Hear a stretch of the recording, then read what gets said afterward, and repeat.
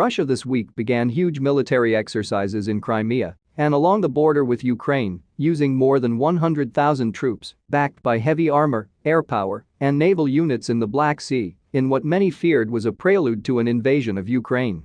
Then Russian President Vladimir Putin announced he would pull back those troops. No one knows what his next move will be. But if Russia were to invade, how likely would it be that it could win? We asked some experts who have studied both militaries for an assessment. Russia's military, like its population, is more than triple the size of Ukraine's. But should Putin order an invasion, he would not find it as easy as in 2014, when Russian special forces and local irregular militias seized control of Crimea and much of Ukraine's border with Russia without much resistance. The reason?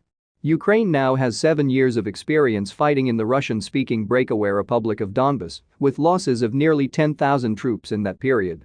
It has also increased its spending and the modernization of its forces with the help of the US and NATO. Donbass was formerly part of Ukraine until 2014. Ukraine lost a lot of people fighting in Donbass and have learned a lot in that time period, said a NATO military intelligence officer who agreed to assess each side's capabilities in exchange for anonymity. They're brave and very patriotic. Ukrainians have no lack of motivation to fight Russians, and they've been fighting along that front for 7 years, the NATO official said. They have very much improved every aspect of what was in 2014 a rotten organization and can really support troops in the field. There's no more sneakers and homemade ammo pouches.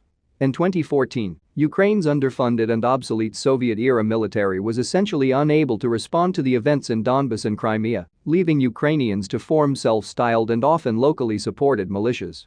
While several remain active on the front lines, Ukraine's military is now capable of holding its positions and would inflict heavy casualties on a Russian attack, said a former UK Special Forces soldier who has spent considerable time in Donbass providing security for media organizations. The Ukrainians are dug in deep and have their artillery dug in and properly sighted, said the former soldier, who declined to be named. They're very brave lads, and after this many years they have experienced NCOs or noncommissioned officers, the former soldier said. They'd hurt the Russians very badly, if not for all the other problems behind the front lines.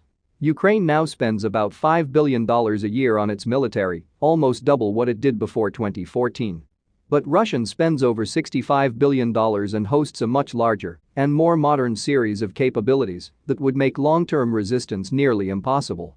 Its capabilities range from modern air force and naval assets to supersonic cruise missiles which can accurately hit targets from a safe distance and which Ukraine lacks the capability to resist. As stout as they might be, there's no level of digging in that can compensate for the Russian advantage in electronic warfare, cruise missiles, and air power, the former soldier said. So they will be very brave and kill a lot of Russians, but over the medium to long term they have no chance unless NATO helps. Russia would be able to easily target key infrastructure and facilities far behind Ukrainian lines in the early days of the war. That would eventually reduce the military's ability to fight on the front lines, according to analysts. But if NATO can limit the systems the Russians are able to use, then this could become very slow and very nasty for both sides, the former soldier said.